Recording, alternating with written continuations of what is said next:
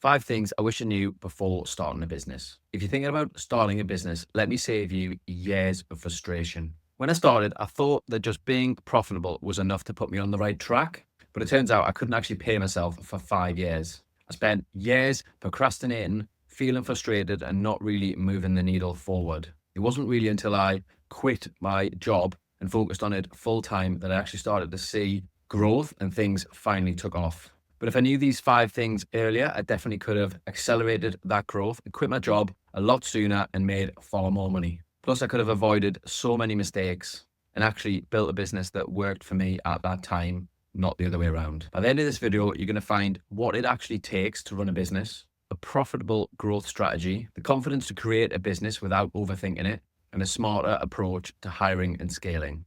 Lesson number 1, it's going to take years. When I first started, I thought I'd be making some serious money in like a year or two. But in reality, it took me 5 years to quit my job. And even then, I wasn't paying myself anything. In those years, I pretty much tied my mood to the revenue. So if we were doing great, like I'd be in a great mood. If we had a bad month or even just a bad week, I would start panicking and be thinking like, what do I need to do? And it would just put me in a bad mood and really had a lack of motivation. The thing is, business is up and down. You're going to have really good months. You're going to have slower months, no matter what you do. Like that is just the reality of a business. So you really need to separate yourself from the business, focus on what things you need to do. What's the most important factors to success in your business? The 5 key factors to growth that I've talked about, and basically focusing on the customer, doing the things that you need to do. And I guess whatever will be in terms of revenue. As long as your trajectory is on the up, like things are good. The key is to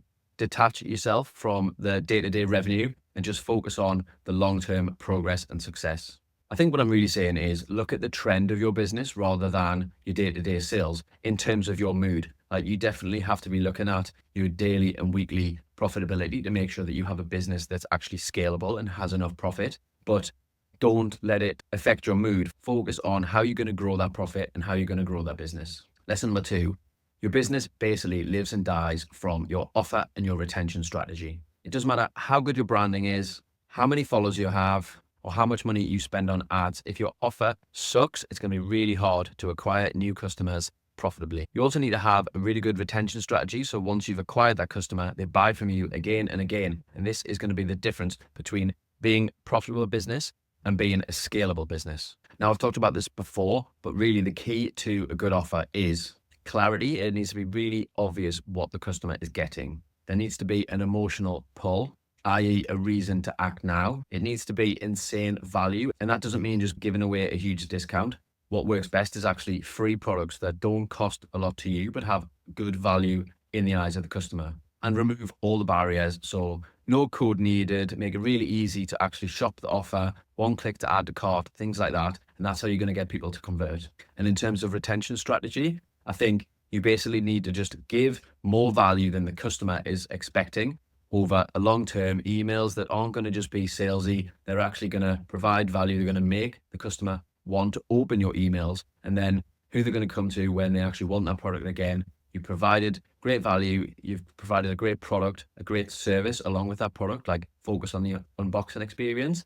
And then they're going to shop again and again. Lesson number 3, content is king, but it doesn't have to be cinematic quality. I used to think that to grow my brand, I used to have cinematic quality videos. And to be honest, it kept me stuck for ages because I wasn't really creating any content. I was just overthinking it and didn't want to put anything out there because I was scared that people would judge the business and the brand and me personally for putting something out there that wasn't as good as maybe my competitors were doing. But the reality was, it's all about consistency, just putting it out there, creating value, showing up regularly, being yourself. I think people, especially now, resonate far more with brands that have people that they resonate with and actually like, rather than the perfect video that's going to look absolutely amazing. There's a lot more focus on employee and founder-led content at the minute, and that's because you're actually seeing a person rather than an influencer who has probably been paid or gifted something to talk about the business. I think people see through that now. So you really have to show up as yourself, show your true values for the business,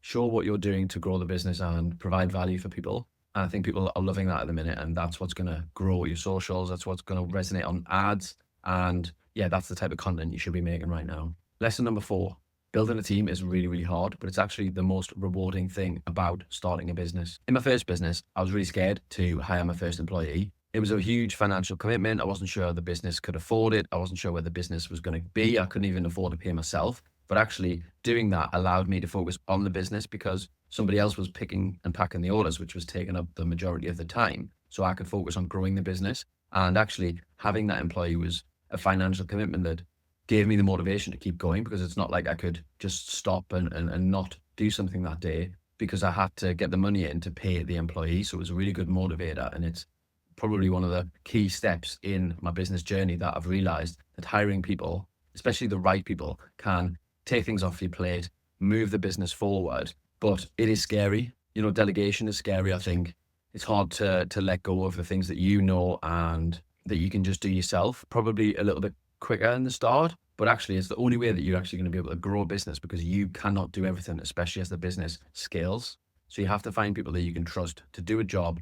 And the main thing is just giving them clear expectations, training them well, and letting go of control so that you're not the bottleneck in your business. Lesson number 5, don't assume you can buy another business and it's going to be easy. So once I'd seen some success with Solace Jewelry, I actually looked at buying my competitor. Now, we already had a marketing team, I had an operations team. So I thought, if I buy this business that isn't really doing much marketing, like I've got a team that can just, fire emails out, we'll do ads, we can take over the operations and we'll scale it really, really quickly. Funny enough, that didn't happen. So Solace was on a huge growth trajectory, and the other business, Serenity Jewelry, that I bought, obviously wasn't. It was kind of declining. Now, obviously, like I said, we did the emails, we revamped the website, and things basically started to decline rather than increase. So you're then thinking, well, what am I doing wrong? I'm doing the same things as I was doing in the other business, and it's working. I think a business that's potentially on the decline, like, you may have already lost some of that retention, some of that goodwill with the customers that have bought from you. So it's not as easy to just pick emails back up and people will start spending again. And then a problem that we faced was taking people that were essentially working on a business that was growing and using their time to work on a business that's not really doing much. So then it becomes a thing of, well, why would I spend time on a business that's not doing anything versus the business that is scaling? Like, if we put more time into that, then we're going to keep seeing that growth. And if we don't, potentially it's going to plateau. So it's really hard decisions to make. Like, obviously you've invested in a business, you've bought it, you've taken the time and thought it's going to grow, but you're actually hurting the other business. So yeah, really understand before you acquire another business, have you actually got the time? Have your team got the time? You need to have a really strategic growth plan, and you need to answer the question, will your current business suffer if you make this acquisition? So these 5 lessons cost me a lot of years and trial and error, but they don't have to cost you the same. If you can apply even one lesson that I've shared today, you'll be years ahead of where I was. Let me know in the comments, what is the biggest lesson that you've learned so far in business? And if you found this valuable, please hit the subscribe button, and I'll see you next week.